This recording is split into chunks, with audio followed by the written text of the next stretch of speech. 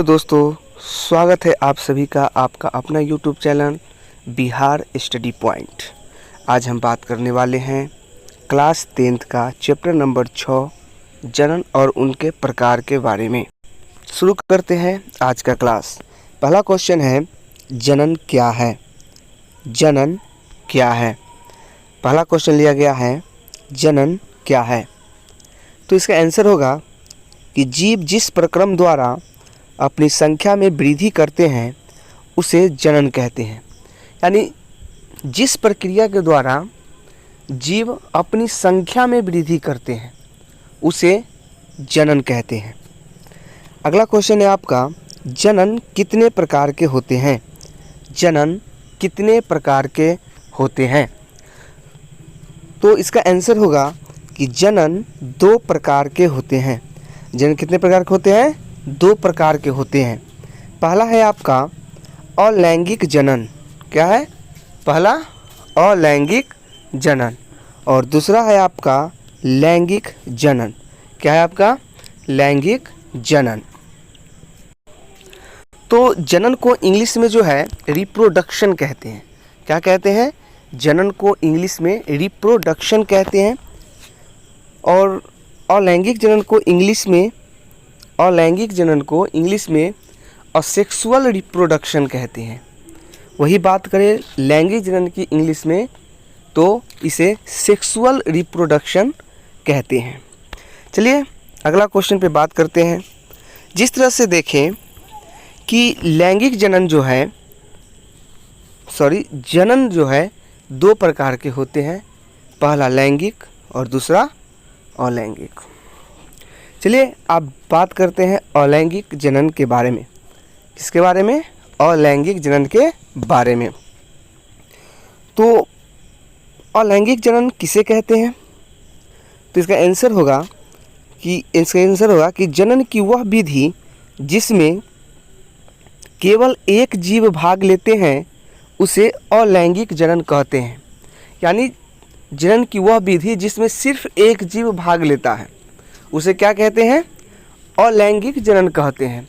यानी कि अलैंगिक जनन में सिर्फ और सिर्फ एक जीव भाग लेता है, इसके अलावा नहीं, क्योंकि इसमें जो है दोनों प्रकार के जो है से युग्मक खुद रहते हैं। चलिए अगला क्वेश्चन पे बात करते हैं। अलैंगिक जनन की विशेषताएं को लिखिए। अलैंगिक जनन की विशेषताएं को लिखिए। तो इसका आंसर होगा कि अलैंगिक जनन की विशेषताएं निम्नलिखित हैं।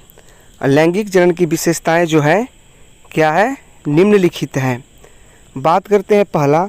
तो पहला विशेषता ये हो जाएगी, अब विशेषता बोले या गुण बोले वही बात है, कि पहला जो हुआ आपका कि इसमें सिर्फ एक जीव भाग लेते हैं। जैसे कि परिभाषा में बताया गया कि अलैंगिक प्रजनन में क्या होता है कि सिर्फ एक ही जीव भाग लेते हैं।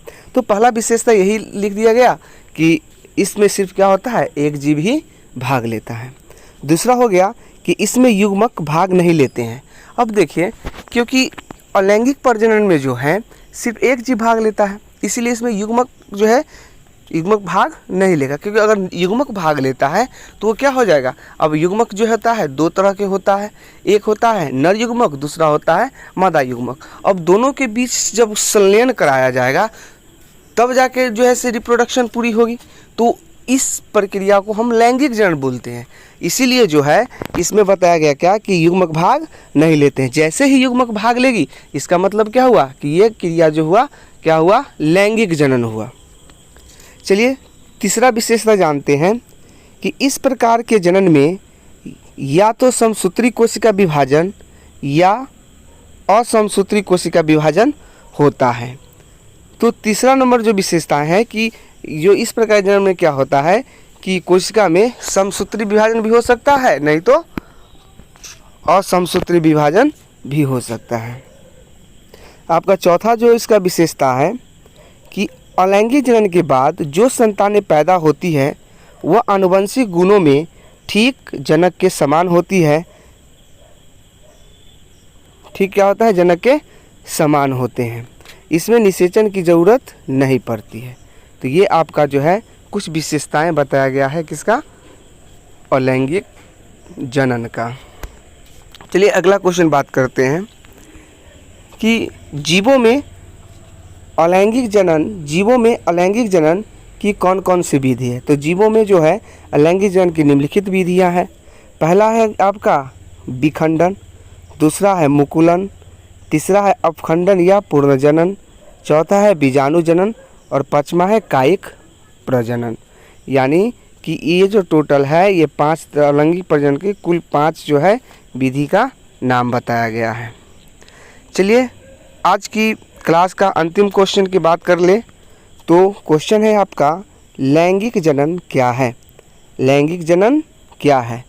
तो इसका आंसर होगा कि जनन की वह विधि जिसमें 2 जीव भाग लेते हैं उसे लैंगिक जनन कहते हैं। यानी जनन की वह विधि जिसमें क्या है 2 जीव भाग लेते हैं उसे क्या कहते हैं? लैंगिक जनन कहते हैं। अब इसमें 2 जीव भाग लिया, इसका मतलब ये हुआ कि इसमें युग्मक भी भाग लेगा, है ना। अब युग्मक के बीच संलयन होगा तभी जाके लैंगिक जनन की क्रिया संपन्न होगी, है ना। तो इसीलिए बताया गया कि इस जनन में नर और मादा युग्मक भाग लेते हैं। इस जनन क्या होता है? नर और मादा युग्मक भाग लेते हैं। अब नर युग्मक जो है, नर युग्मक को क्या कहते हैं? शुक्राणु कहते हैं। नर युग्मक को क्या कहते हैं? शुक्राणु कहते हैं। और मादा युग्मक को क्या कहते हैं? अंडाणु कहते हैं। मादा युग्मक को क्या कहते हैं? अंडाणु कहते हैं। तो आज के लिए इतना ही, फिर मिलते हैं अगले वीडियो में। अगर ये वीडियो आपको अच्छा लगे तो इसे लाइक, शेयर और चैनल को सब्सक्राइब ज़रूर करें ताकि ऐसे ही वीडियो आपको सबसे पहले पहुंचे आपके पास। सो थैंक यू, वीडियो देखने के लिए बहुत बहुत धन्यवाद। ऐसे ही आप लोग हमें सपोर्ट करें।